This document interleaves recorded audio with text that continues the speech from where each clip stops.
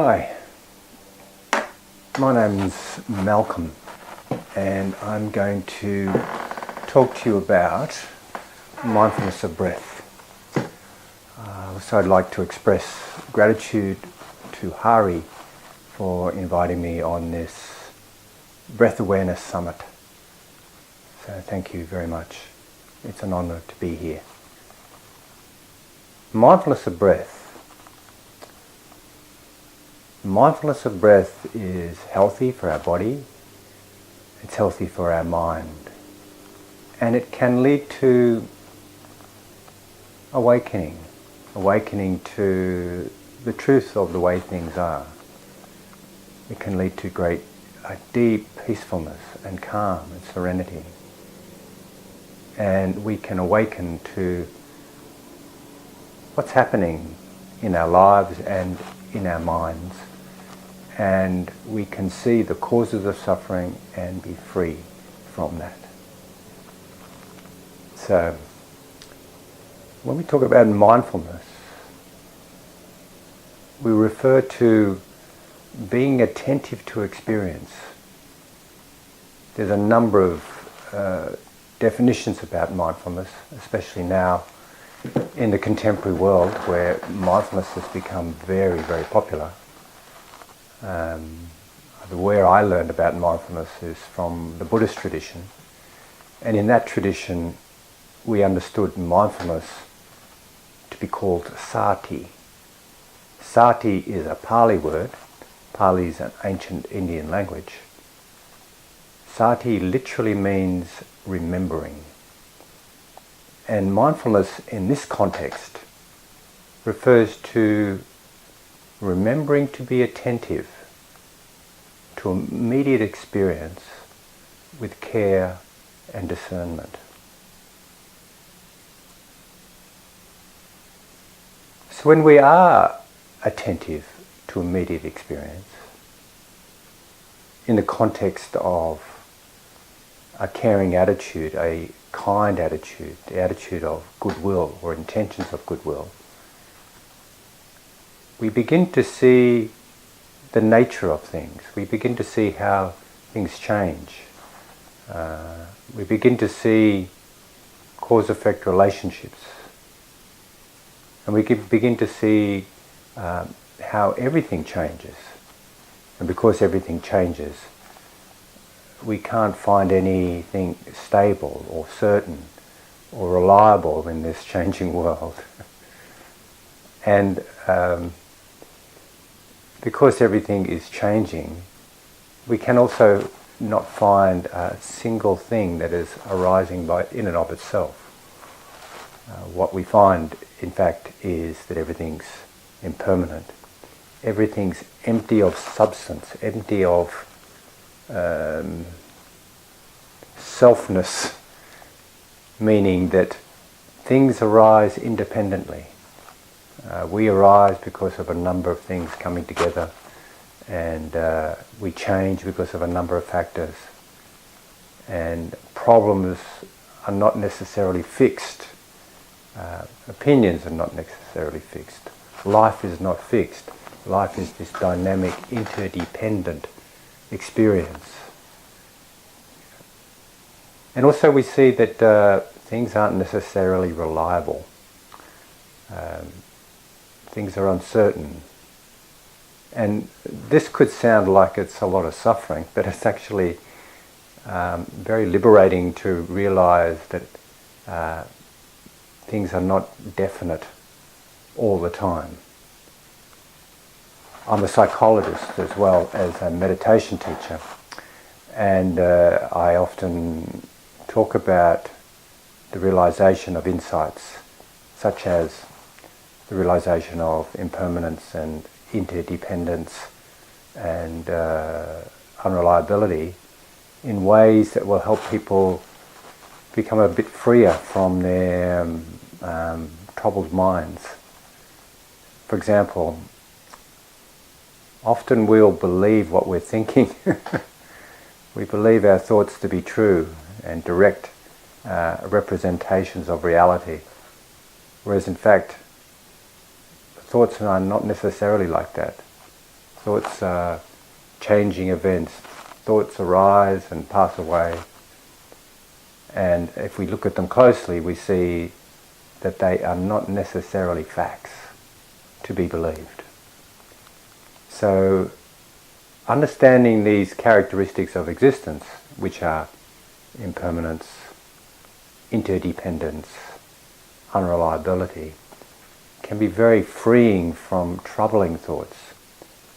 Because sometimes we get caught up in our thoughts so much so that we start to identify with them and we believe them, and our thoughts about the world become reality rather than actual reality.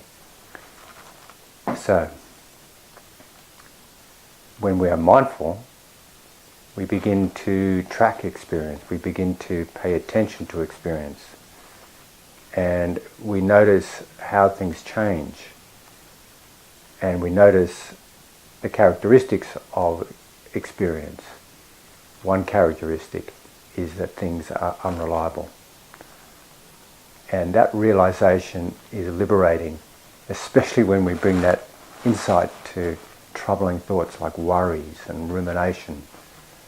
When we see that, hey, this is just a thought.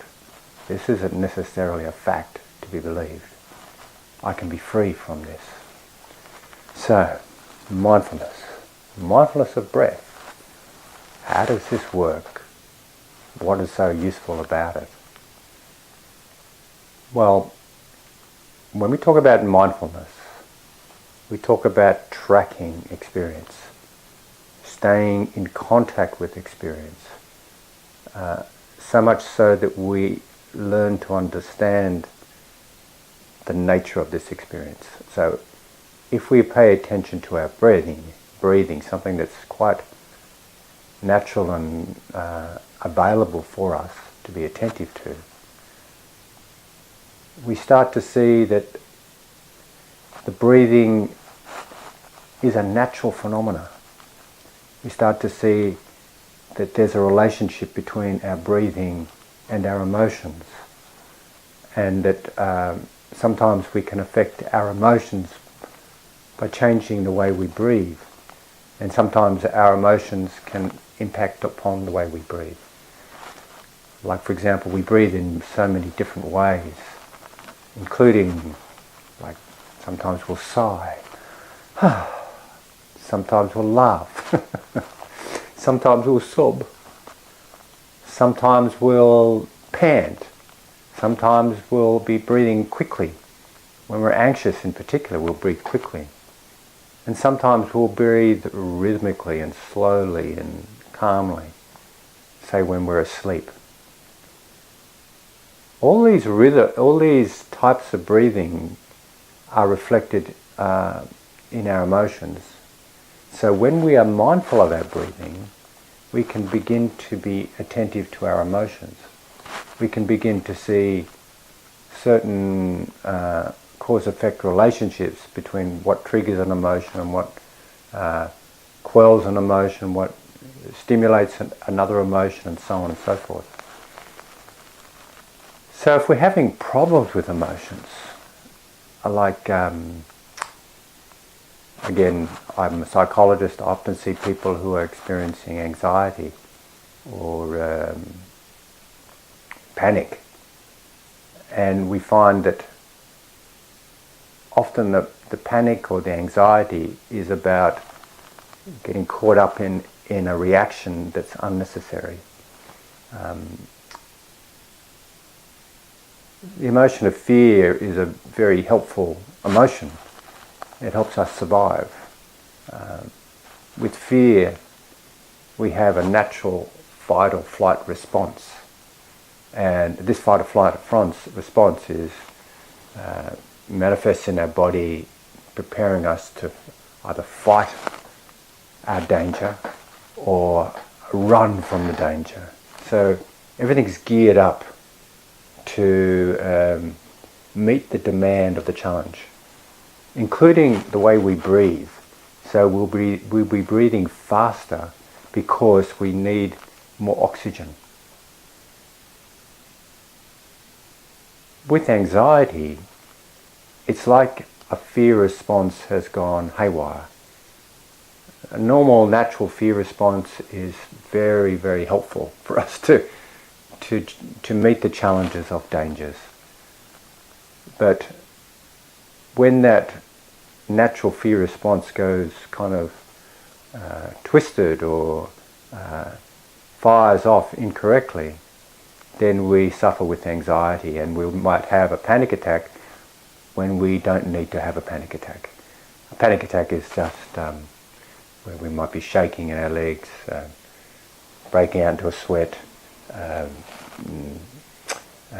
heart rate's increased, various things happen in our body in preparation for us to escape a particular situation, or fight a situation.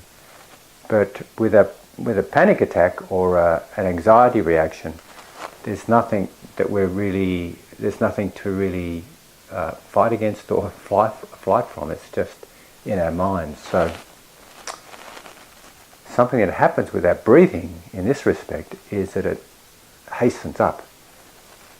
Sometimes psychologists teach people who are experiencing anxiety to slow their breathing down. And what we find is that this naturally reduces the amount of oxygen in their body, so they're not so wired up, and it's calming. There is a whole range of neurological pathways, in fact, that help us calm the body with our breathing. It's probably too complex to go into right here, but this is one way we can use mindfulness of breath to help us feel healthy and to be healthy psychologically and physically. So mindfulness of breath again is this paying attention to breathing. By paying attention to breathing, we begin to see not only cause-effect relationships, such as when I'm breathing quickly, it may be reflecting an anxiety, for example, and then we can inquire into that anxiety and see that there's no need for that anxiety, and that can help us calm and soothe ourselves. And we can breathe in a way that's calming and soothing. And I'll speak of a caveat with that, actually. Sometimes people have a panic reaction, and they're instructed to breathe slowly, control their breathing, slow it down, so that there's an automatic calming experience. However, the more they try to do that, the more it feels like the breathing's kind of getting caught up on itself. There's it's called self-focused attention. We feel we're trying to control the breathing, and it's like it doesn't feel natural, and it feels really uncomfortable, and in fact it makes our anxiety worse.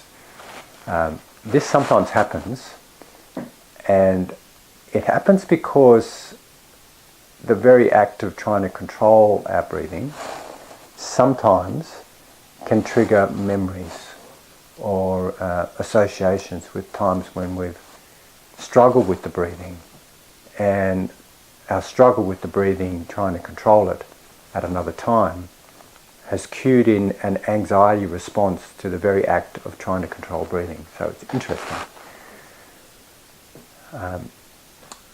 From a therapeutic perspective, what we do in those situations is encourage people to not necessarily focus on their breathing if they're reacting to that, and focus on something outside their body, such as a sound, or looking at something, looking at a view that's quite spacious and calming, for example. And that helps to bring attention away from the body and actually maintains mindfulness, because you're being attentive to something, but it's external here. And it has a way of short-circuiting anxiety reaction, so it's really quite helpful. Later on, when one is quite skilled at being able to calm down, or skilled at being able to short-circuit an anxiety reaction, it's useful then to come back to be attentive to the breathing, but come back in a way where you're not trying to control it. Rather, you're just allowing it to be as it is. You're allowing the breath to settle into its own natural rhythm. And what happens is that when we focus on the breathing in a way where we're not trying to control it, it seems to naturally start to slow down. It naturally starts to develop a natural rhythm, as long as there's nothing around that's dangerous, or there's nothing around causing us to laugh or do something else with our breathing.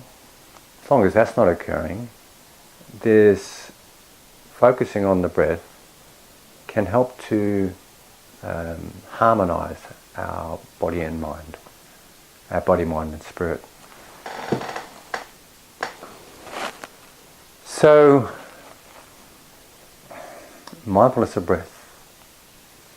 There's something else I'd like to just briefly mention here in terms of physical health and emotional health and mental health actually, and breathing. And this is related to something called heart rate variability. Heart rate variability is the variation in our heart rate. What does that mean? Well, when we breathe in, normally we have our heart rate increases just a little bit. When we breathe out, our heart rate decreases. The difference in the heart rate is called the heart rate variability. So it's a sign of health to have a good heart rate variability. It's a sign of ill health. In fact, it's a measure of stress sometimes when there is not much heart rate variability. Another sign of ill health is when the heart rate variability is kind of chaotic. This variation between heart rate is chaotic and there's not much coherence in it. And in opposition to that, or as an antidote to that, a sign of good health is when there is a good heart rate variability, but also a kind of synchronistic coherence in the way the heart rate variability varies. Like there's a pattern in it, there's a nice smooth pattern. Heart rate variability is affected by our thoughts, by our emotions, by hormones, by other experiences, and it is also affected by the breath, as I explained earlier. So if we can breathe evenly, if we can breathe slowly, if we can breathe in a regular pattern, it works to increase our heart rate variability, and also works to increase a kind of sense of coherence in this the rhythm of our heart rate variability. So, mindfulness of breath can also lead to awakening.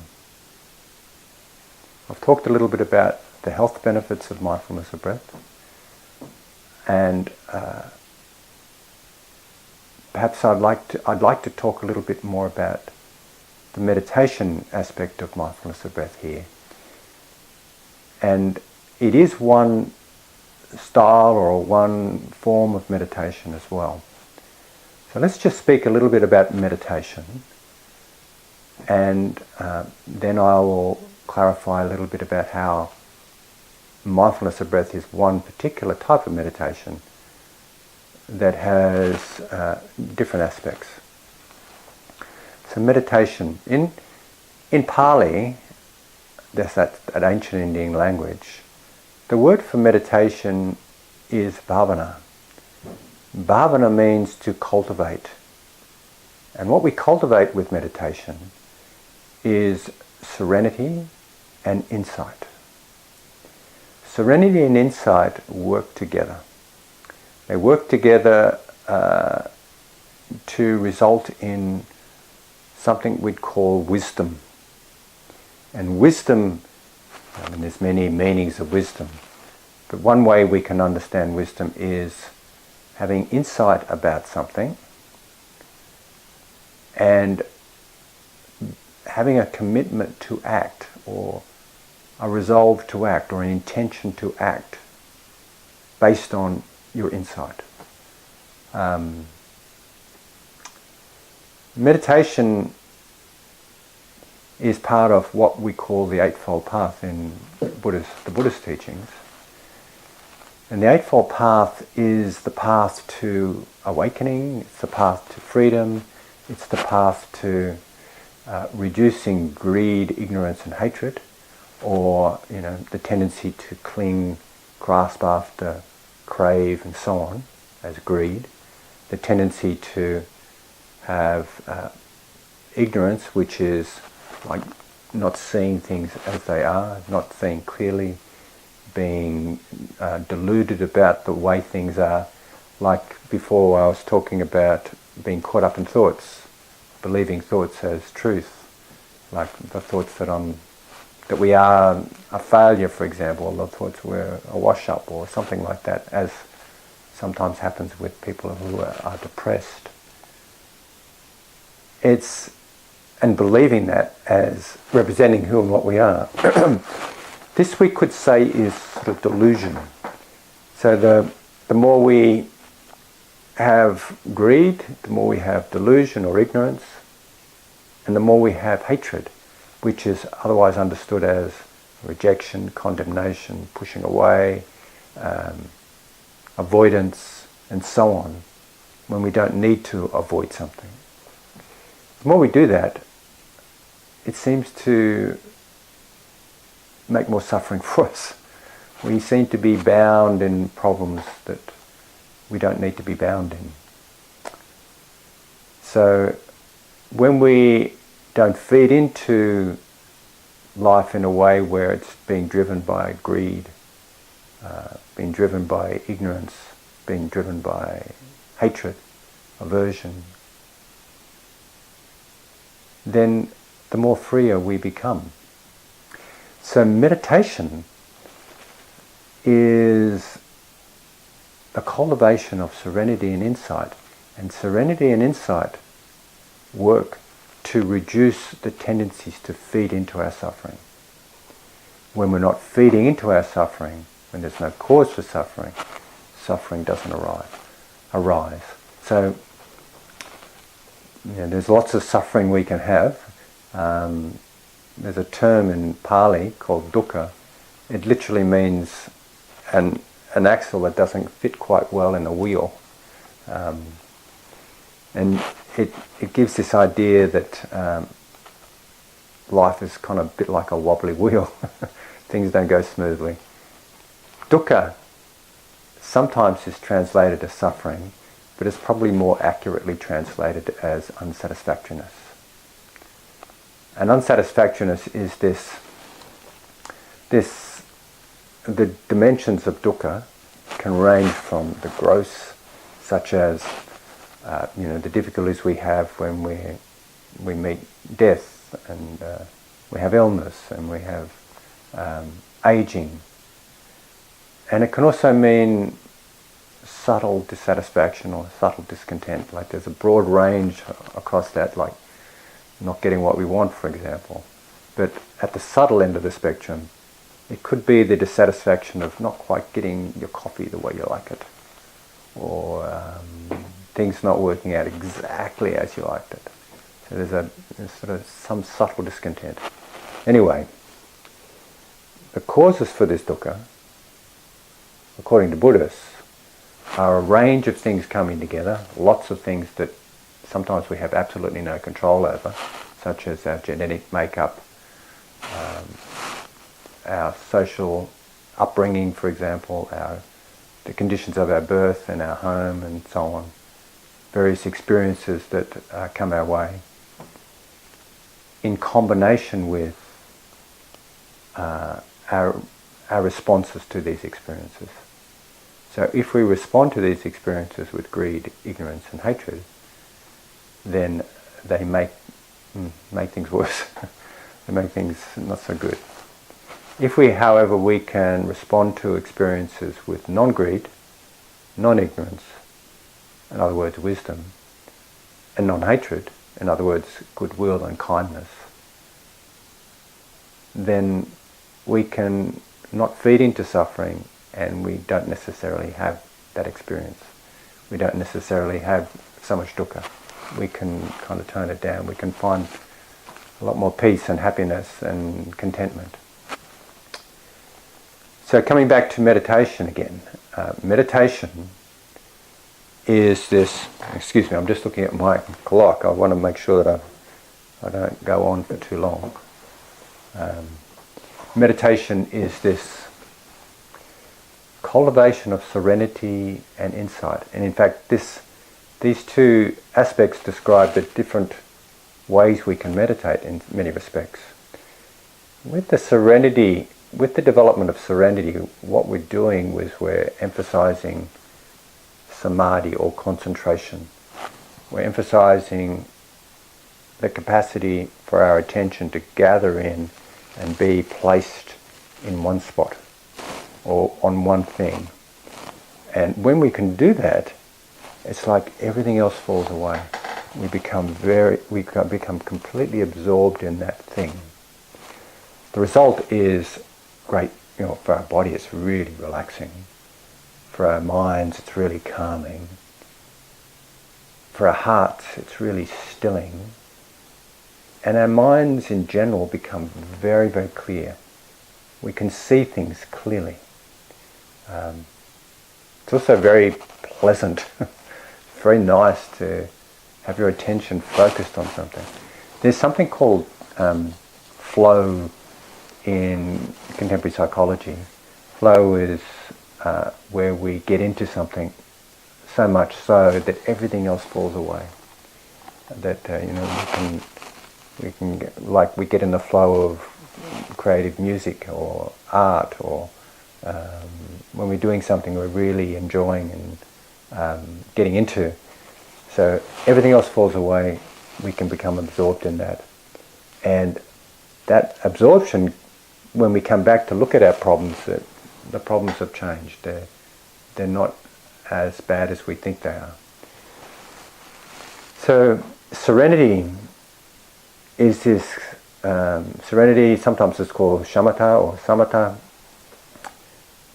It's based on being able to focus attention and put it in one spot, become absorbed into whatever you're paying attention to.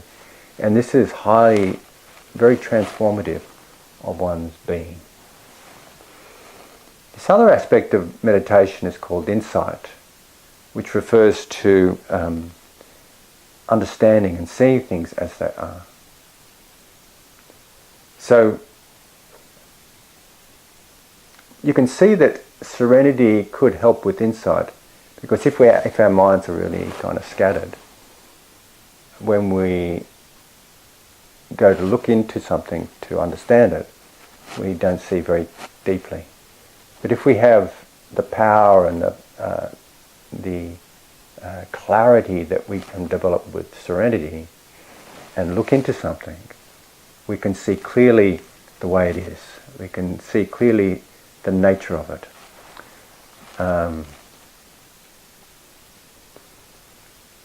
Yes, so when we can see clearly the nature of something,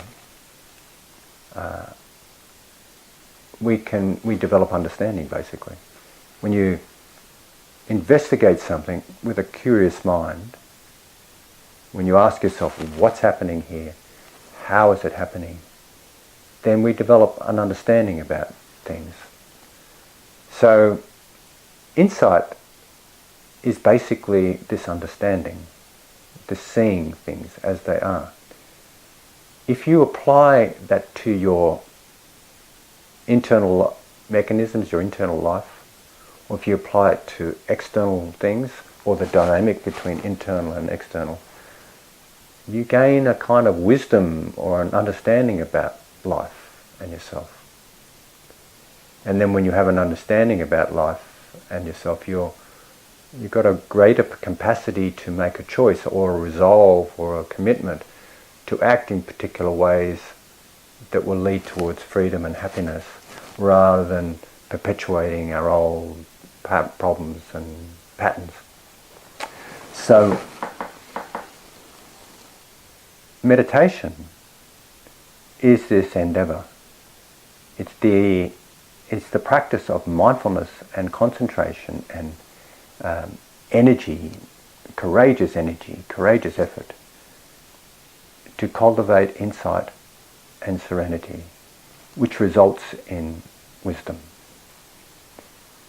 When we have wisdom, or when we have wisdom about something, including ourselves and life, then we make wise decisions and we act in ways with our body, speech and mind that are consistent with our best understanding and our good intentions.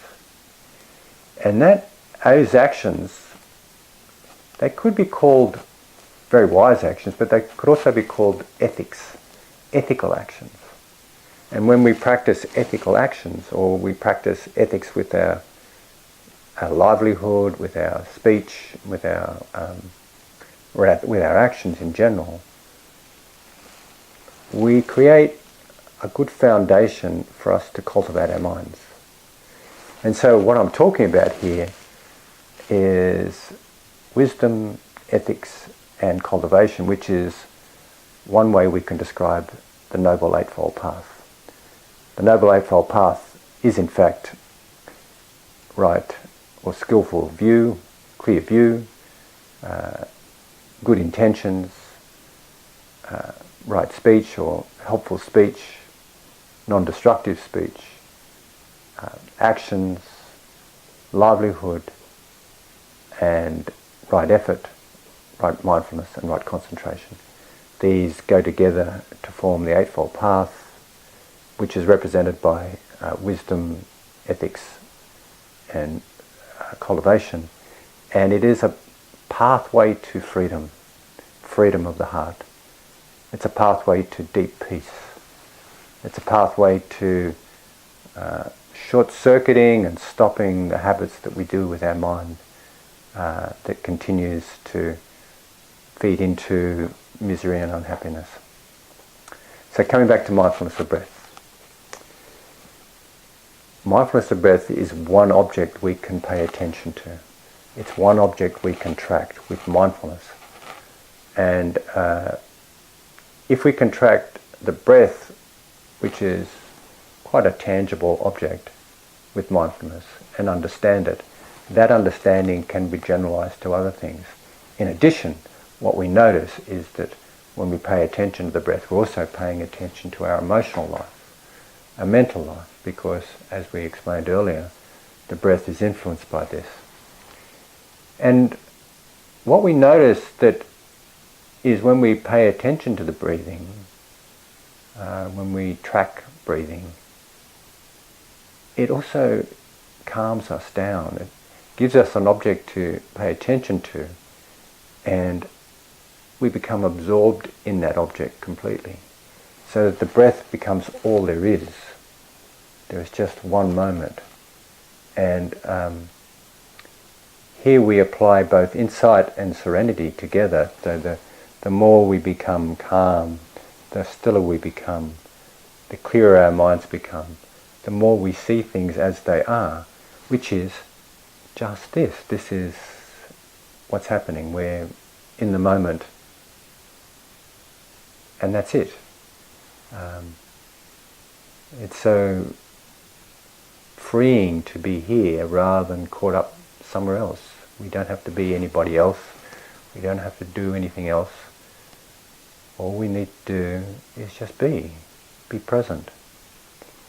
So mindfulness of breath can lead to great freedom of the heart. What I've noticed with mindfulness of breath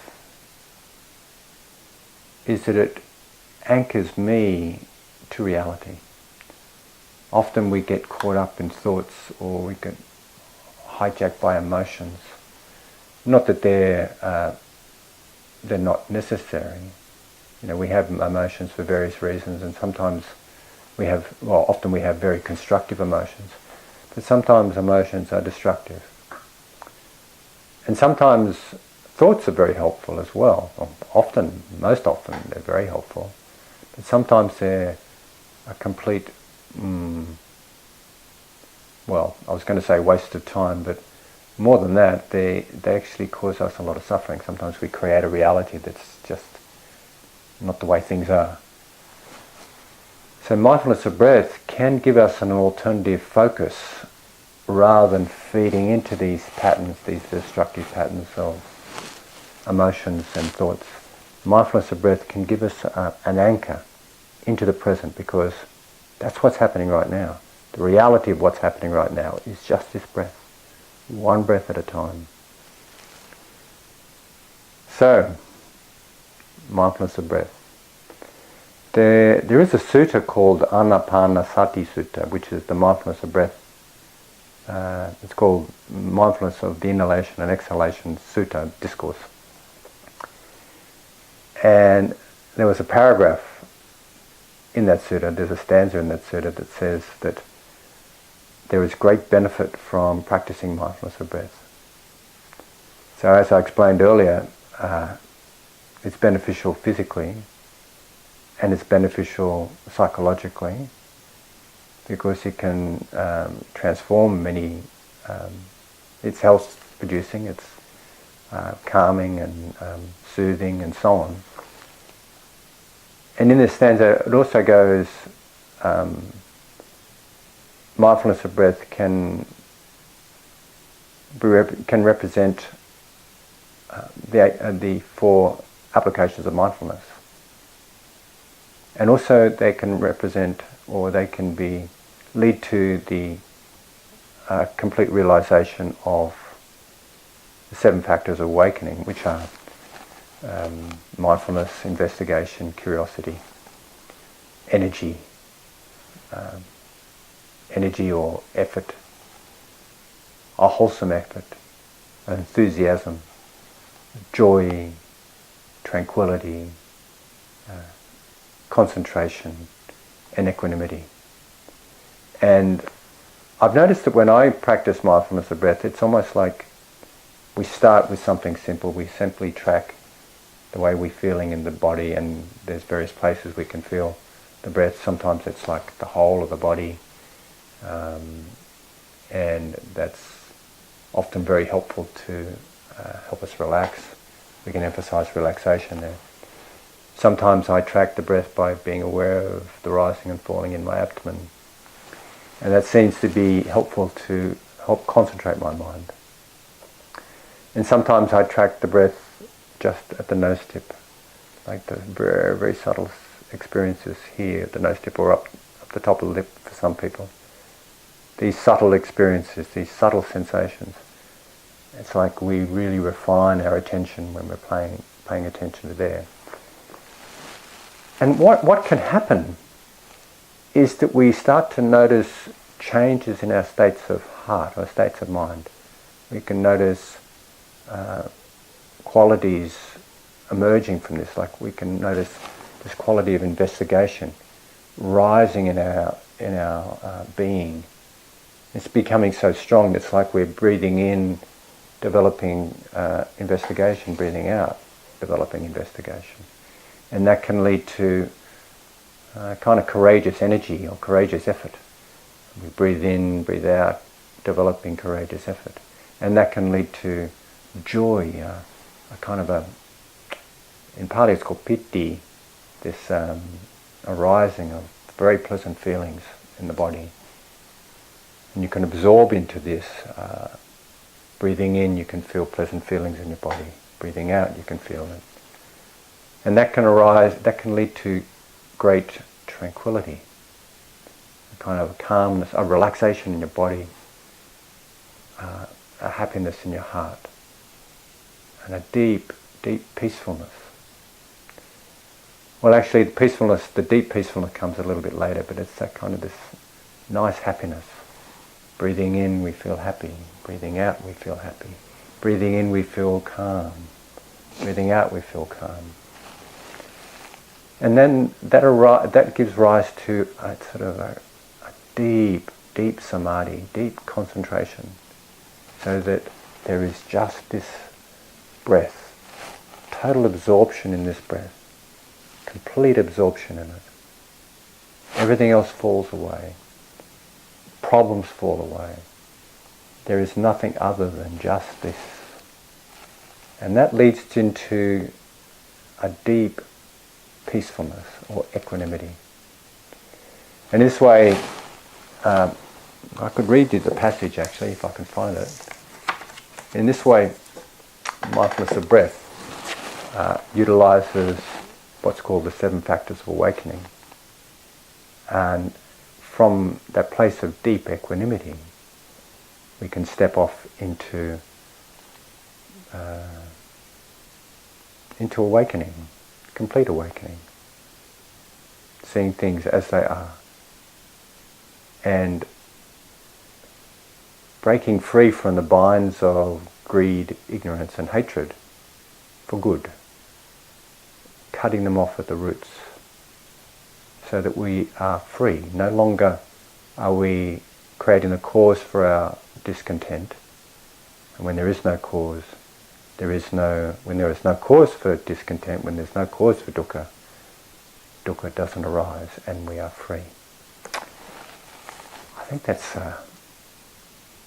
quite wonderful, actually. Mindfulness of breath has the potential for not only mundane and healthy physical being and psychological well-being, but it can lead to complete awakening, complete freedom.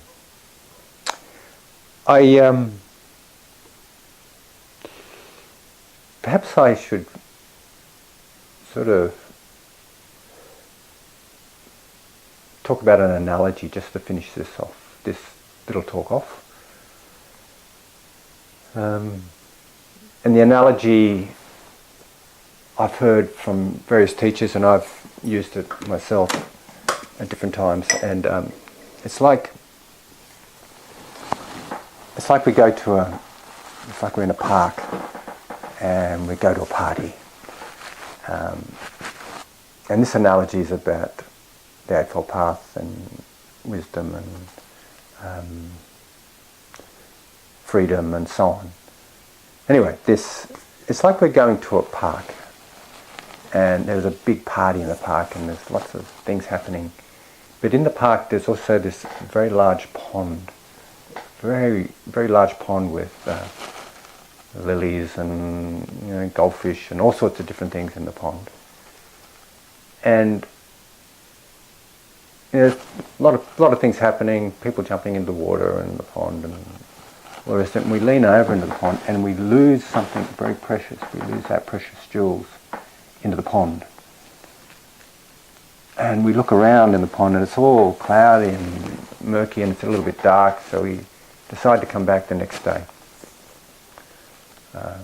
So we come back the next day and the sun's out so we can see.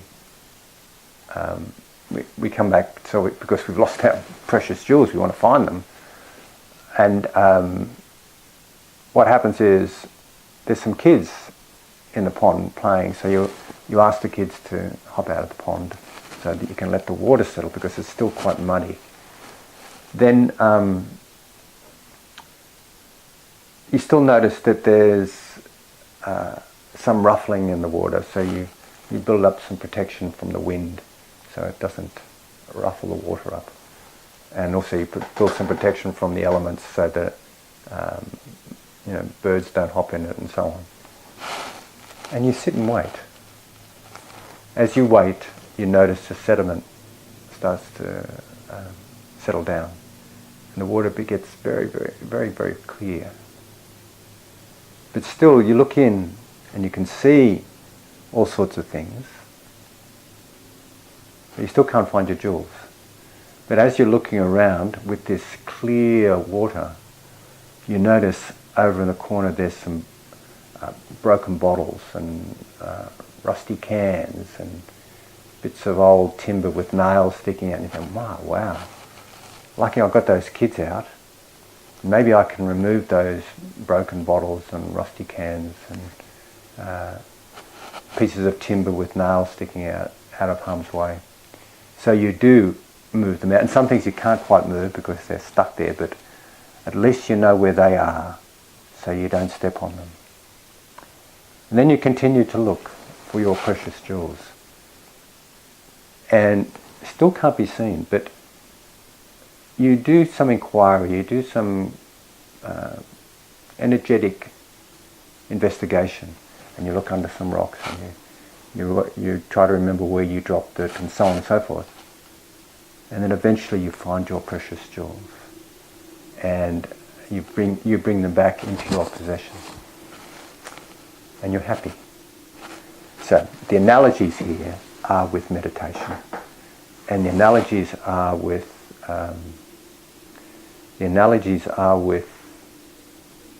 concentration, ethics, mindfulness, insight, and so on. The ethics related to this story is like putting up barriers and protecting the pond from being disturbed. Sometimes when we act unethically, it's like we're stirring up our lives. We're shaking it up. We're shaking our lives up so we can't see things. Like this jar. We shake it up. The more we shake it up, the more we can't see anything. But if we just stop and settle, things start to get clearer.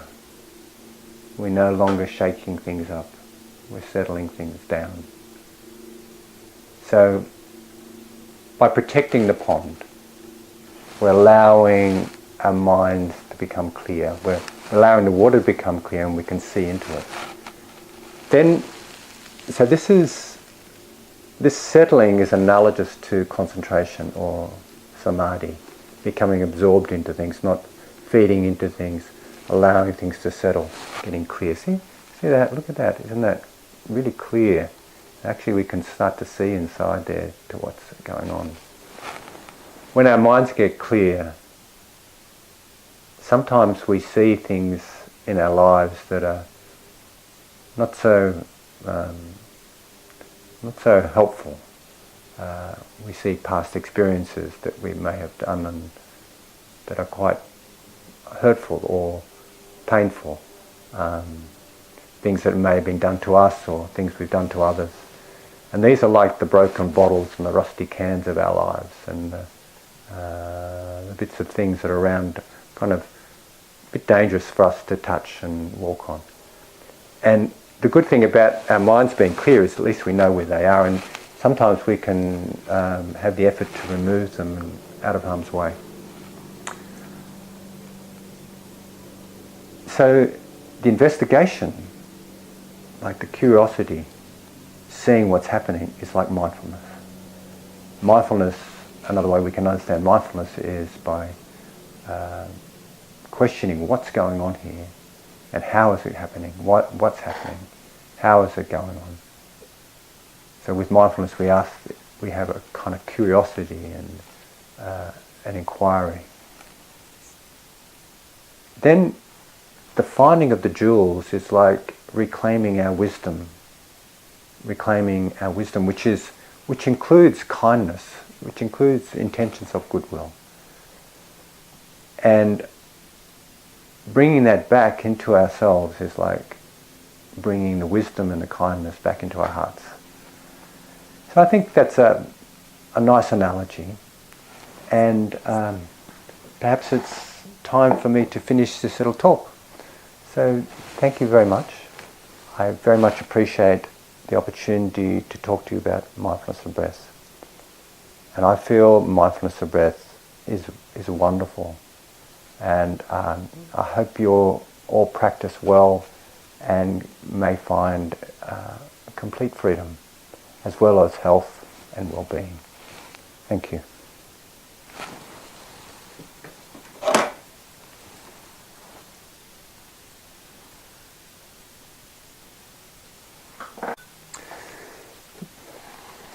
So, I now invite you to the cultivation of mindfulness of breath. And we'll just do a short practice.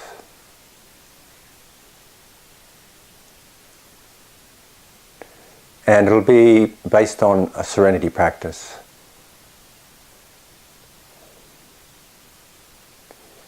So first of all, establish your posture so that it is comfortable, free from discomfort, free from hassles, energy flowing freely.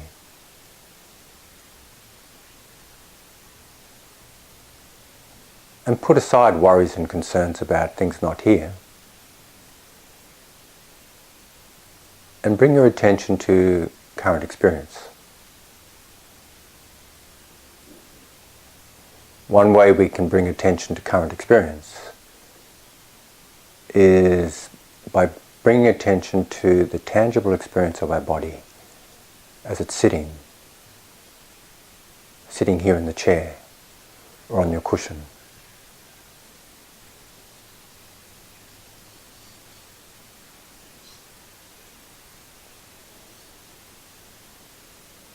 And you can feel your feet on the floor or your body on the floor. You can feel the contact with the earth. And let your attention stay there for a few moments. Just with the contact, the simple experience of earth element. Feeling contact with earth element.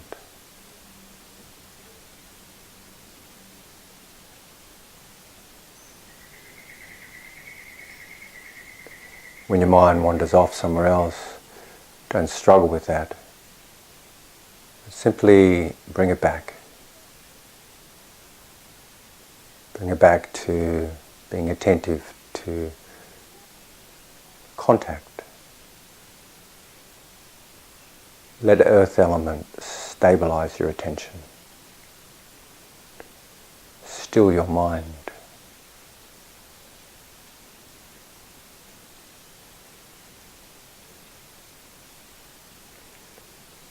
And from that place of awareness, that place of stability, let your attention shine up through the rest of your body, but maintaining attention within the domain of body, physical sensations, with a sense of curiosity and openness. Feel the sensations in your body.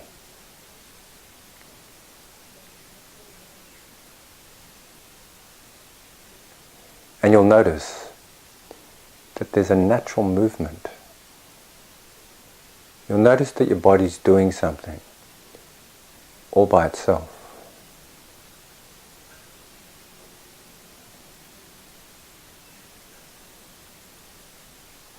The body's just breathing.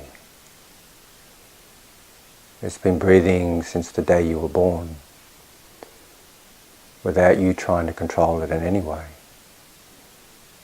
Just breathing.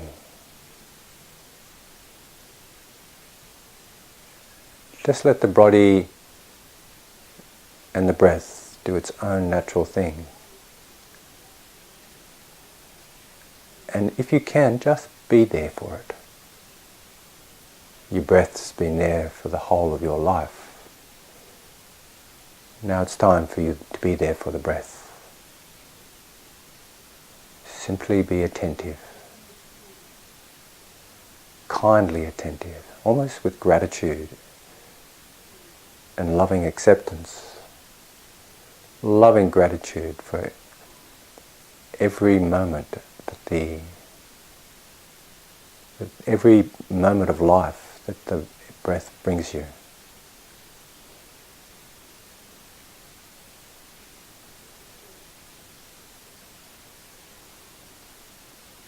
If you can, relax on the out-breath. Breathing in, breathing out.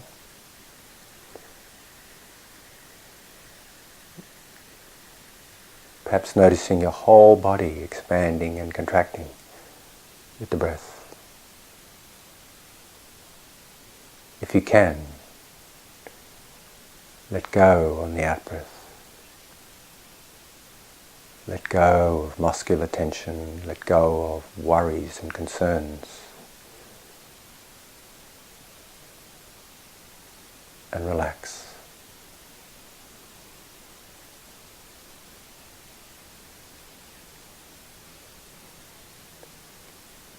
Let the deep and pleasant sensations of relaxation absorb your attention.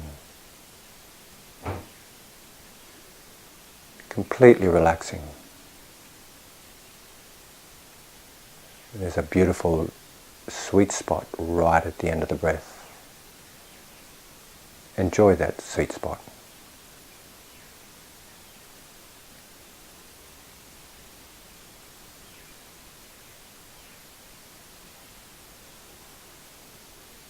Breathing in, breathing out. Relinquishing control. Just letting the breath do its own thing. If it's long, let it be long. If it's short, let it be short. If it's deep, let it be deep. If it's shallow, let it be shallow. Let it be. And know that you're breathing.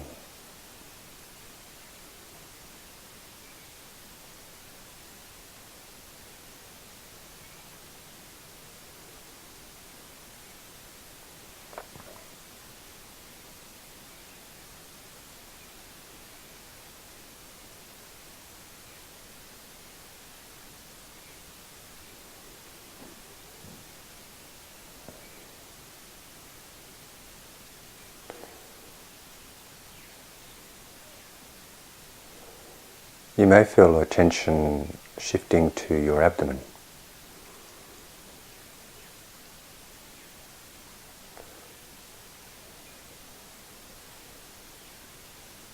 If you can, pay attention to the rising and falling of your abdomen, staying closely to each and every sensation, the stretching and contracting. Being present for the whole of the breath, beginning, middle and end.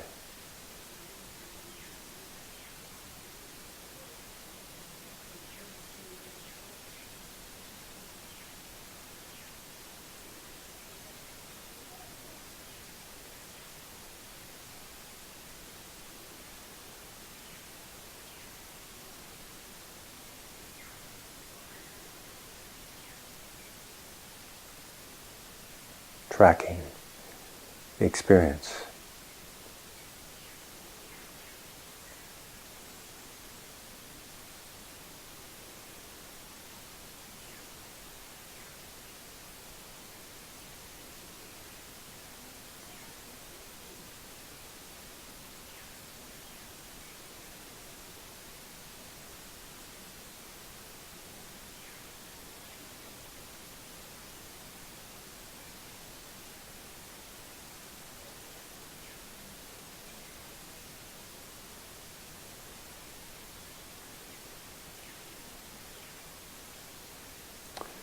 You may notice your breathing becoming very relaxed, very calm, slow,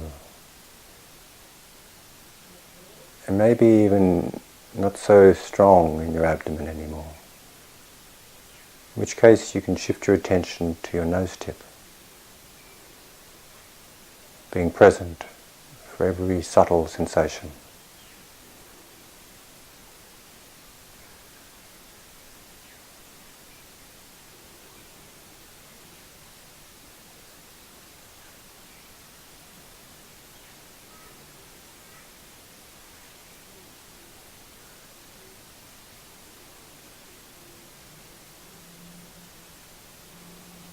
Being present and seeing the vividness of each experience, each inhalation and exhalation.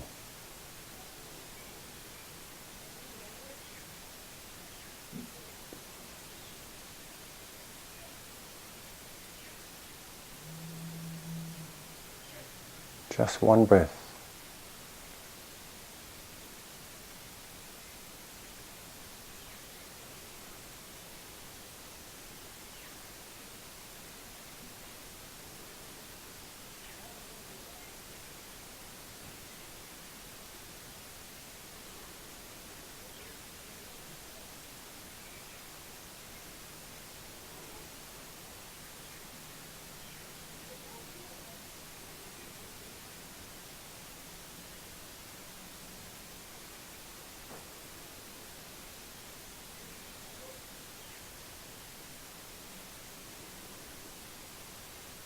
One breath at a time.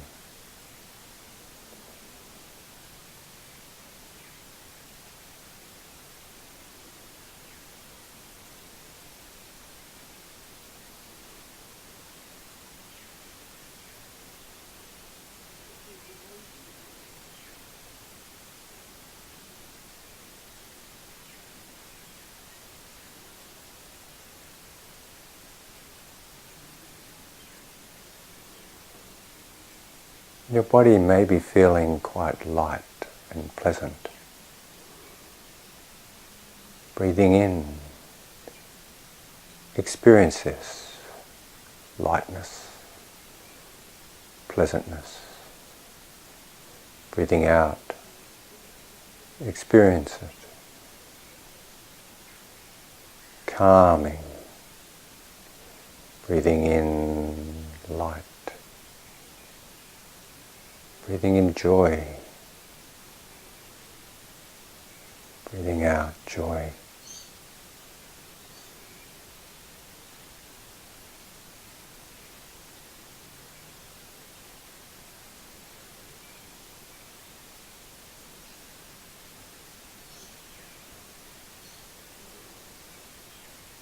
If you look into your heart mind, you may be experiencing some happiness, the lightness of happiness.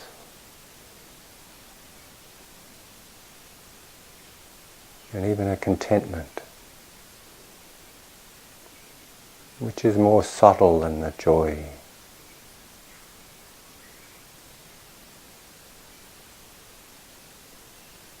Contentment. Breathing in, breathing out. Just simple contentment.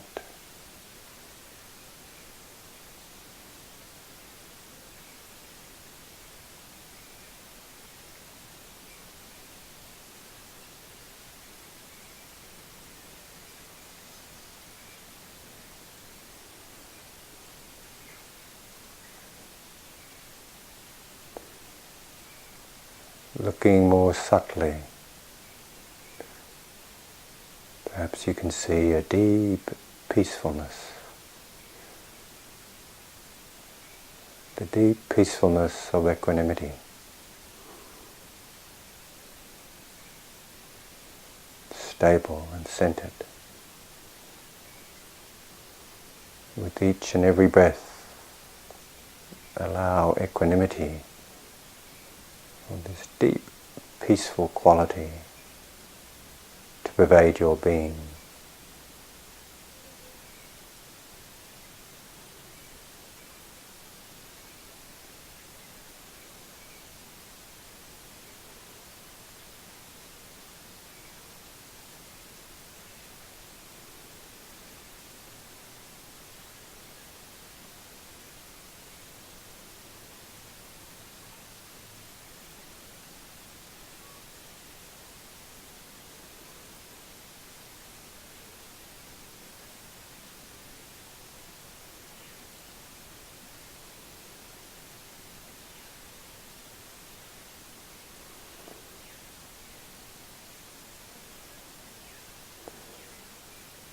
with a deep peacefulness.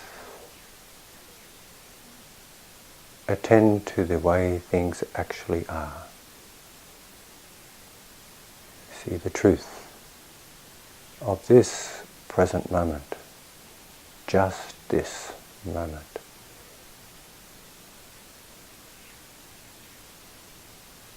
Nowhere else to go, no other time, no one you have to be.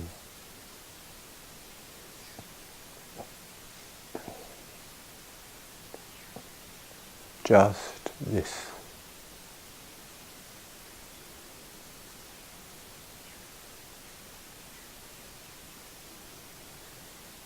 And in just being here, with each and every breath, allow your heart to be free.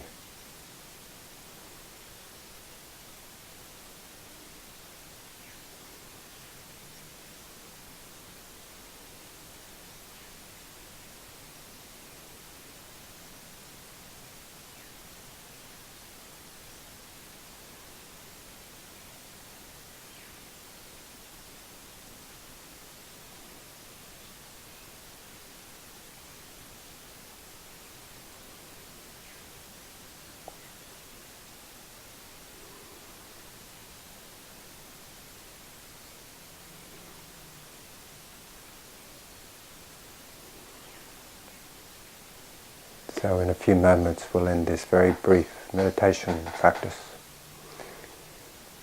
If you found it useful in any way, know that you can access this practice as you need in your life.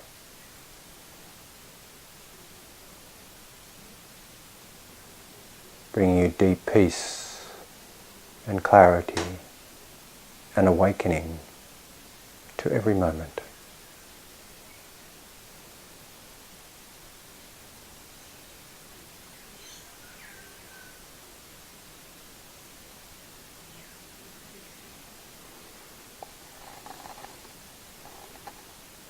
Thank you.